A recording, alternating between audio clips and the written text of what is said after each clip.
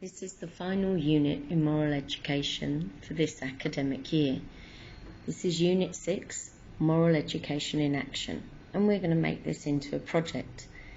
We need to consider, first of all, why you need to plan and why preparation is so important. And then finally, we're going to think about how you're actually going to showcase your project. Last year we were very lucky and we were able to have an Moral Education in Action projects fair. Of course that's not going to be possible this year, so we need to think of a different way that we can show these projects. What I have then done is ask you how you will complete your Moral Education in Action project. I've put the learning outcomes up here so that you can think overall what it is that you want to achieve. The most important outcome here is that you are to develop further skills and expertise learnt in the moral education program, and you are going to put theory into practice. You are not going to do a moral education project on any topic that you feel is an issue and you want to deal with. What I am asking you to do is to produce a project which covers one of the areas that you have studied in moral education this year, at least one of those studies. You could combine a few units together. So let's say, for example, this year you have looked at first aid. You will have done if you're in year 8 or grade 7. If that's the case, you might want to do first aid as your topic. If, for example, you are in year 7 or grade 6, you might have really enjoyed the unit that we did on preserving cultural heritage, and so you might want to do a project that looks deeper into that.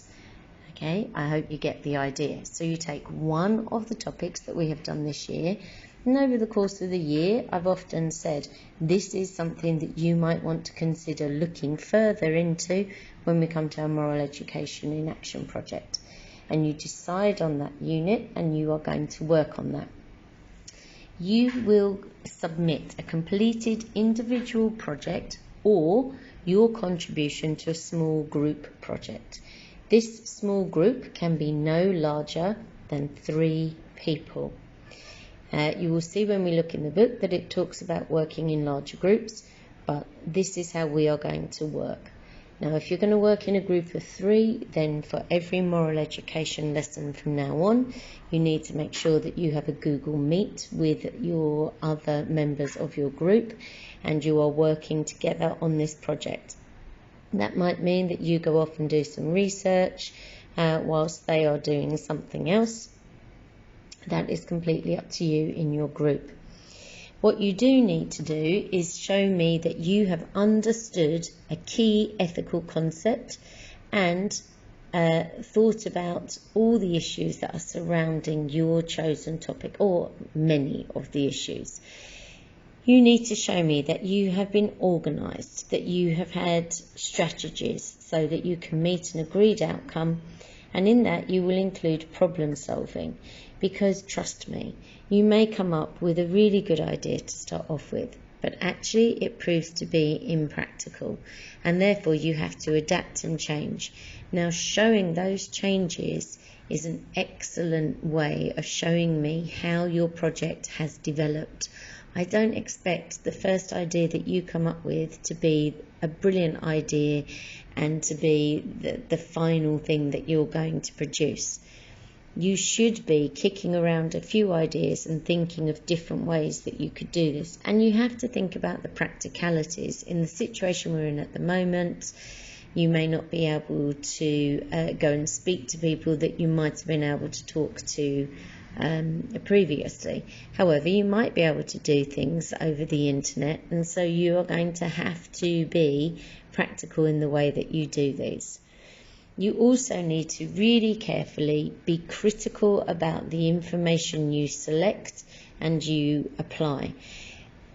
I know this will seem very obvious to a lot of you, but I do not want to see copy and pasting all over the place. Right? I can look on Wikipedia and copy and paste information. That is not what I want you to do. This should be original thought and original work from you. Yeah, you may find some research to back up what you are doing, and you can include that, but I do not want to see a lot of copy and pasting going on. None, ideally. You do need to make sure that you are aware of how safe you are going to be online.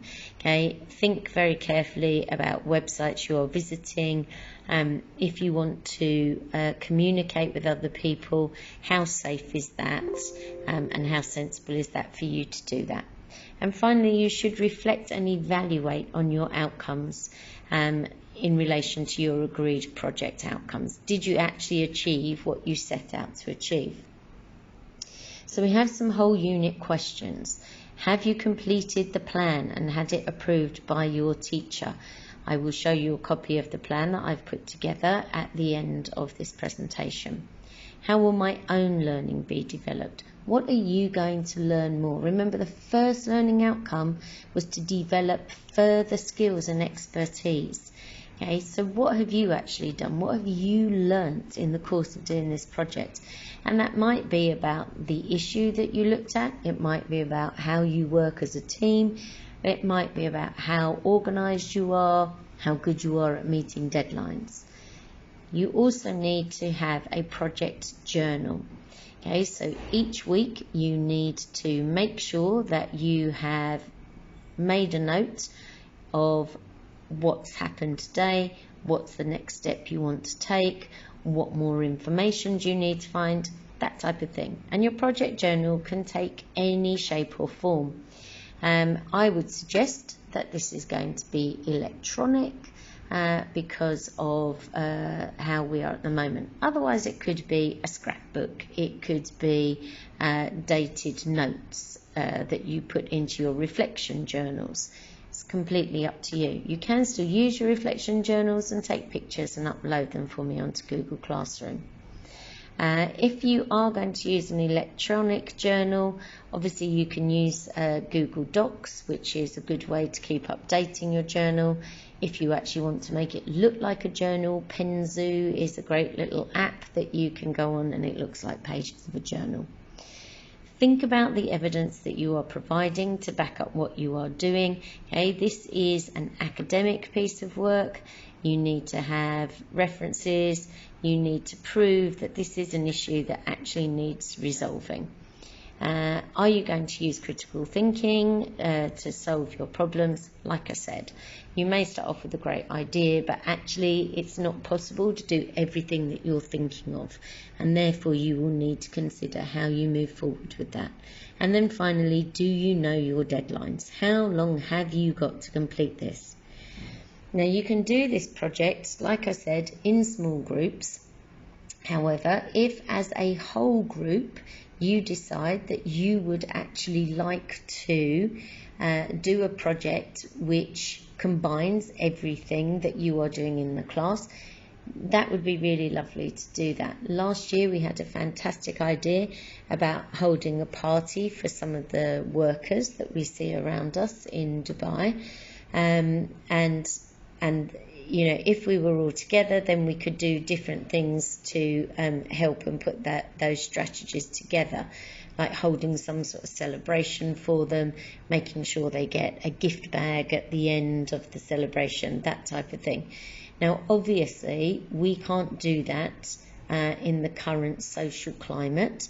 However, with this project, if the fruition of it happens to be in November of next year, there would be no problem with that, as long as you can show that you have all the plans and strategies in place for the completion of this, and you have approval for everything. If we go on to the third slide, I then go on to the task that you need to do. The first thing that you need to do is actually read what it says in the textbook about this moral education project.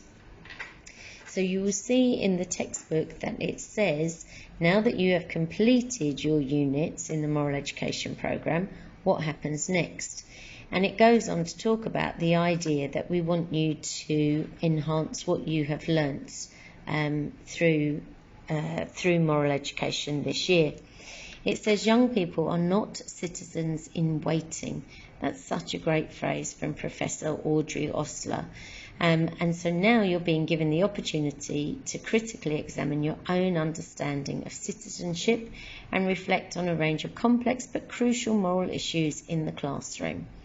So the idea is that you will use these units, read through this completely so that you can see what you can do.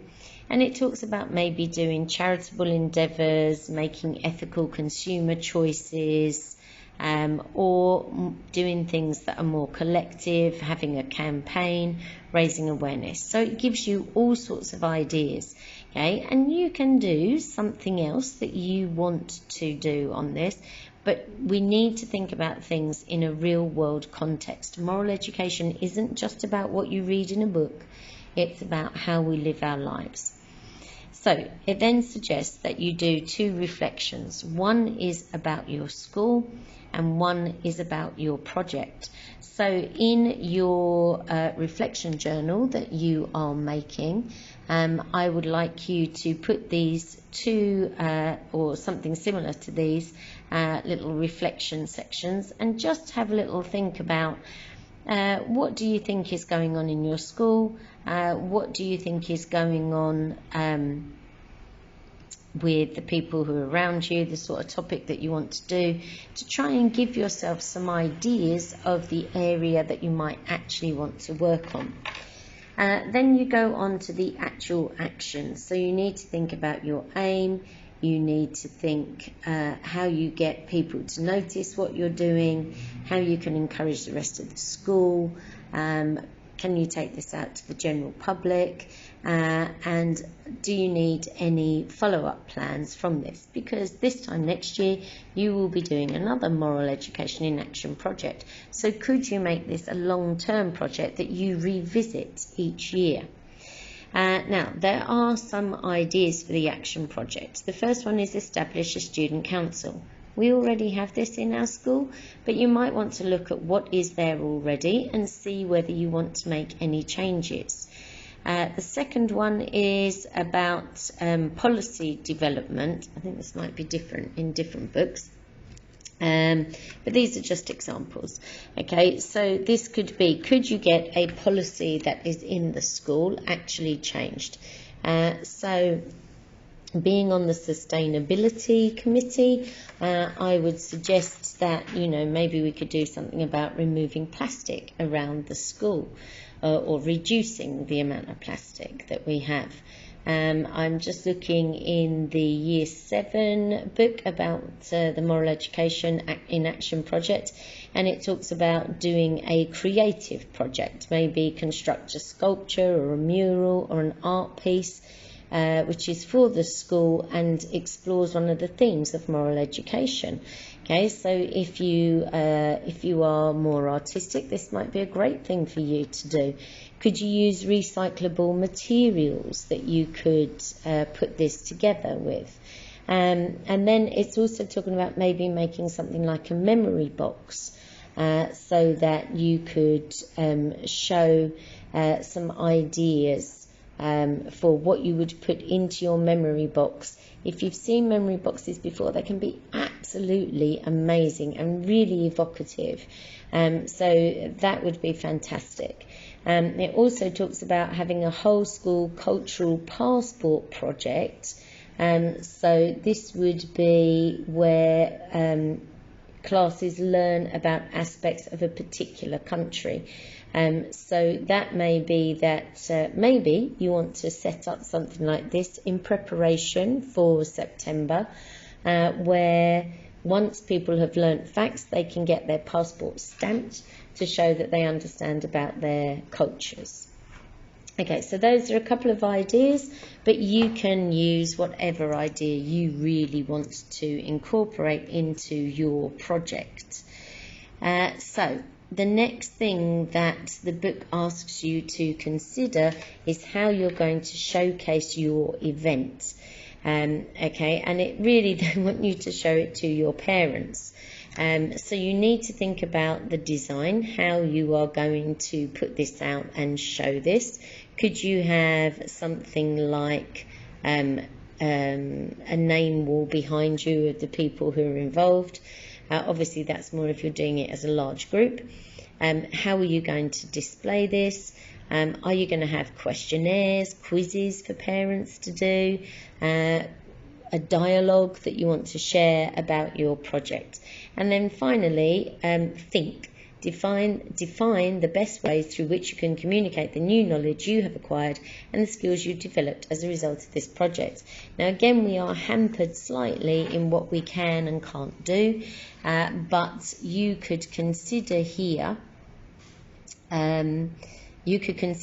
how it is that you could share using social media or various outcomes. But again, remember e-safety when we look at this. Okay, finally, it then talks about other ideas for sharing your action projects. So could you put it into a blog, a newsletter? Could you make a poster, an infographic? Could you get involved with another group so that you put things out there? Don't forget, you've got your reflective journal or your learning log that you can put in, and then there's ideas about using social media. So there's a little quote at the bottom from Herbert Spencer which says, "The great aim of education is not knowledge, but action." We do want you to have some knowledge behind the actions that you do though. So if you look back to our third PowerPoint slide, it goes on to say about your project reflection journal, and it asks how you're going to record your processes and progress. So really think about the evidence that you are putting in, and how are you going to prove to me that you have been an active member of your group, if you are in a group. Okay, now I love this little African proverb here: if you don't think a small thing can make a difference, you have never slept in a room with a mosquito. I'm sure many of us have experienced the annoyance that there is when something is buzzing around you. So you might be thinking, what I do isn't going to make any difference. But small things, all added together, make a big difference. Okay, final thing we need to look at is your planning sheet. So I've put on there, who will our target audience be? So you need to consider who it is that you want to address. Is it the rest of the school? Is it the wider community? Is it a particular group in the community? What do we mean by action? Okay, so what are you going to do? Is it going to be a campaign? Is it going to be raising awareness? Is it going to be producing something that is going to help people understand something more? That's what you need to decide. What does participation look like to us? Okay, how will I know if I call up Google Meet and I say I want to look at you all while we're doing this project? How will I know that you are actually participating well in this group? Will I see you researching? Will I see you collecting recyclable goods? Will I see what? Okay, so you need to think, how can you prove to me you're actually participating in this? What are the sorts of things that you need to do to make sure that your project is successful? What would we like to achieve in our action? Okay, that's completely up to you, and links in to what you consider you are going to do. So you might want to achieve by this making a memory box. You might want to achieve in this that more people are aware of your project. You might want to achieve in this that you've collected a load of old books that can go off to be recycled. Who can you link with in terms of partnerships? You may not need to, and that's going to be more difficult now. However, every school in Dubai should actually, and across Abu Dhabi as well, should actually be looking at this Moral Education in Action project if they're following the syllabus through properly. So maybe you've got a friend at another school and you could work with them. That would be fantastic. Maybe there's a company that you want to work with. We have worked closely with D-Grade in previous years. We worked with Dubai Cares last year as well. Are there other schools in our vicinity that we can reach out to for collaboration? So yes, there's that idea again. I said Dubai and Abu Dhabi, but actually it's all schools in the UAE. Have we ensured that minority voices will be heard during the planning and development processes? Okay, so those minority voices could mean when you're in a group, one of you thinks differently to the other two. Have you considered why it is that they're thinking in different ways? This could also mean minority voices of people who don't get heard very often. So are you including their ideas in what you are planning? So last year when the boys came up with this idea of having a party for the workers, initially they were like, oh, we'll have a disco and we'll have this music and we'll have this, that and the other. And I was like, do you think that's what's most important to the workers? And once they actually went out and spoke to them, they started to see things in a very different light. So sometimes we need to talk to the people that we are thinking of working with. I guess here as well, it would be really lovely if we could do some things with people of determination. I do have some contacts, so let me know if that's something that you would like to be working on.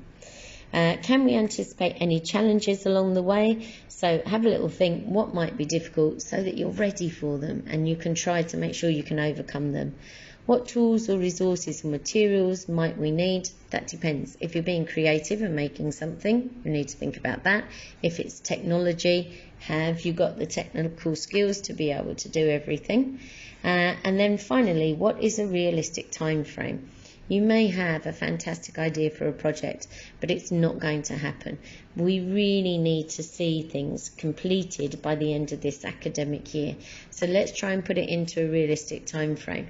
Or you may say to me, well, okay, we want to do this year, and next year we're going to do this. So you've got phases that you are moving through.